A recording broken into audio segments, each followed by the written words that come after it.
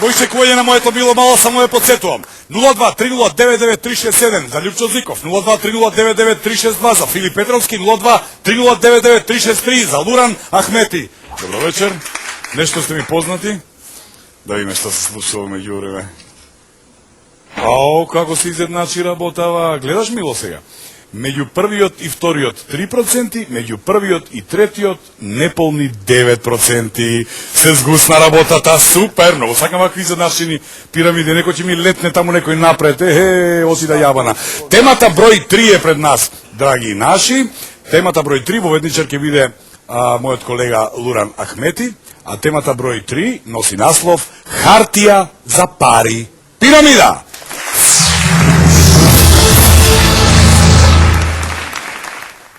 Владата со оптимистички прогнози за инфлацијата на годишно ниво ќе биде нешто помала од 7%. Економскиот раст според вице-премиерот Ставрески годинава ќе биде 6%. Опозицијата негира. Растот според нив ќе биде скромни 5%, а инфлацијата поголема од проектираната. Виновник за ваква состојба е владата, бидејќи проектира буџет од 2,2 милијарди евра. Што е подобро? Повеќе пари во оптек за економски раст или рестрикции и молчеливо чекање странски инвестиции? Што прави гувернерот? Ги богати банките или ја намалува инфлацијата? Една минута, Луран Ахмети, повели колега. Морам ти кажам, Игоре, дека не ја погоди темата со која ја треба да започнам, ама нека. Вака, мислам дека дали ќе има инфлација или не, јас тоа навистина не знам, но мислам дека за да се подобри економската состојба во Македонија треба да се решат некои други политички работи. Као например целосното имплементирање на рамковниот договор ќе подобри многу безбедностната состојба во Македонија, а тоа верувам дека ќе привлече големи странски инвестиции. Па после тоа се надевам дека ќе нема ни инфлација, ни нешто друго. А што прави гувернерот во моментов, навистина не знам. Добро, уште малку остана од рамковниот договор. Па нека биде целосно, па после ќе видиме. Па ќе мора да биде целосно. Па се надевам. Така вика Европа. Па така треба да вика Европа. Да. Благодарам. Една минута Лјупчо Зиков. Добро, оваа тема фактички практично покажува дека за да некој му се раздели, некој треба да му се стемни. Во суштина, дали инфлацијата реална или нереална, 7% инфлација е реална инфлација во Македонија, таа можеби требаше да биде и поголема, заради тоа што за да подобрите атмосфера и да подобрите екзистенција на широки слоеви во Македонија, што беше политика на оваа влада во последните 2 години, например преку трансфери од буџет на повеќе категории граѓани, како што се пензионери, јавна администрација, зголемување плати во поширок слој, како и обештетување кои се дава на земјоделците, тоа мораше да доведе до ситуација на зголемување на инфлацијата, бидејќи математиката вели дека се зголемени трошоците во економијата, значи кај луѓето тие повеќе трошеле, штом трошите повеќе, вие правите притисок врз цените. Цените мора да пораснат и тоа е економска законитост. Океј, ќе продолжиме. Имаме време, една минута, Филип Петровски, повеќе. Глобално погледнато, цел свет е во тежак економски застој. Во Америка се водат сериозни дебати дали е Америка во рецесија. Ако во Америка се водат такви дебати и застојот е видлив секаде, тој на некој начин влијае и врз Македонија. Јас сум убеден дека за жал во овој момент несреќен спој на околности доведува до тоа да почна да раснат цените кај нас. Побарувачката за нафта нагло се зголемува, доларот паѓа, корелацијата меѓу нафтата и доларот, пеглањето на цените на светско ниво помеѓу овие два продукти на нас ни прави голем проблем во Македонија. Така што мислам дека имаме големо влијание од надвор, за да се справи човек со, односно владата или било кој што е одговорен од владата на во оваа област, треба сериозни познавања и многу трпеливо однесување и внимавање какви изјави ќе се даваат, затоа што тие изјави понатака ги провоцираат трговците кои сака да чарат. Така е нормално, тој ми е работа. Една минута, Луран Ахмети, повели. Навистина не знам, значи јас не сум никаков економичар, тоа мојата финансиска состојба тоа може да го докаже. Да, ама еве, направи разлика помеѓу хонорарот што го добиваш овде и хонорарот што го добиваш со турците. Кажи колку пати е поголем хонорарот кај турците? Не сакам да кажам, оти не е пристојно. Ама еве, кажи, помножено по 10, Да. И повеќе. Толку. Скромен си не сакам да кажеш. Не, толку. Помножено по 10-15 На мене и тука не ми е малко на работа, сега мора да признам. Тука да. Тука си добро платен.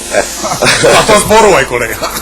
Да, стварно. Навистина не знам, јас не сум никаков економичар, не знам што да кажам за инфлацијата, освен што би можел да кажам дека не сакам да се случи. Дека не сакам да пораснат цените ни за мене, ни за овие мои пријатели позади, ни за сите граѓани во Македонија, затоа што стварно ни е превише. Ви благодарам. Едно прашање така од стручен аспект. Луѓето се жалат, платите се покачиле, ама цените ритнале. Што значи 7% инфлација? Рековте дека е нормално. Нормално е за земји во транзиција. Ја мислам дека 7% во Јапонија да има, дека ќе се самоубиство колективно владата ќе имаш.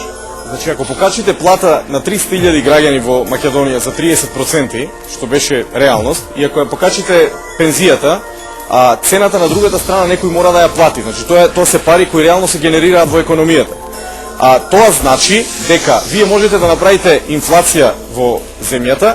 Инфлацијата на друг начин може да значи недостаток на стоки, па затоа цените пораснале, значи зависи како го гледате, или можете да направите под девалвација на денарот, каде што повторно некој ќе ја плати цената, а тоа е вие ќе земете поголема плата, меѓутоа за истите тие пари потоа ќе земете исто евра како што сега земате.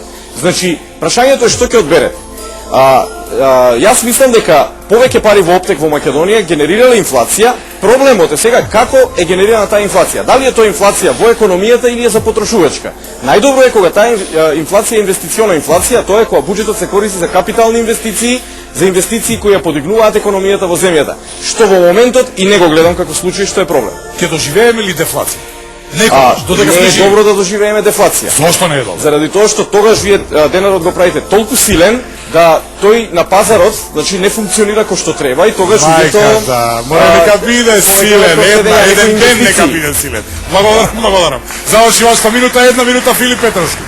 Значи, она што треба да се прави во овој момент од моите скромни познавања на економијата е да се намали оптекот на пари.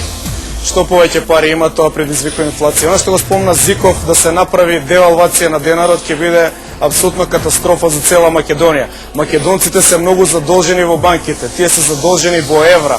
Ако девалвира денарот, односно се зголеми за 15-20% вредноста на еврото, ќе се зголеми нашиот долг истиот ден, лично и на мене, бидејќи јас сум задолжен во банките, за исто толку проценти, што всушност ќе значи паѓање на животниот стандард. Јас мислам дека владата треба рестриктивно да го троши буџетот, барем да гледа да ги намалува јавните трошоци, да не се зголемува без оправдување бројот на вработени кои што се на државна администрација, на државен трошок, бидејќи тоа се повеќе и повеќе ќе не влече надолу. И мислам дека се едно сталожено однесување кон овие параметри, ако се стабилизира и надвор од Македонија состојбата, глобално гледано, ако излезе и Америка од рецесија, би можеле да на некој начин да се најдеме во една посигурна зона. Затоа што во овој момент сум загрижен. Благодарам. Колегу, уште нешто ќе кажеш? Не. Кој Линчо? Растот на економијата можете да го обезбедите со странски инвестиции или со повеќе генерирање кредити во економијата од сопствени извори. Значи, ако ги немате странските инвестиции како што Македонија во моментот ги нема, вие морате да генерирате повеќе пари во нашата економија, а тоа се прави преку зголемено кредитирање преку банките. Тоа директно влијае врз инфлацијата. Јас и преј реков дека многу е важно како ги трошите парите. Битно е да се трошат за кредити за компании, за инвестициони кредити, што сега не е случај. Второ, многу е важно да се трошат за она што значи инфраструктура, градење, што исто така не е случај. Например, не се градат брани, не се градат патишта во Македонија, или се градат многу малку брани, да се поправам, меѓутоа не се градат патишта, не се градат големи инфраструктурни проекти кои може да обезбедат поголема работна сила и инвестиции од кај нас, од македонските компании, чии вработени после ќе излезат со заработени пари да трошат, а не пари кои се трансферирани од буџетот кон одредени категории кои се користат исклучиво за потрошувачка. Тоа е проблемот зашто ние имаме инфлација 7%, која во моментот не е страшна, меѓутоа растот е проблематичен. Дали 5 или 6% раст е секако мал раст и ние треба да имаме поголем раст. Благодарам. Последните 50 секунди за Филип Петровски.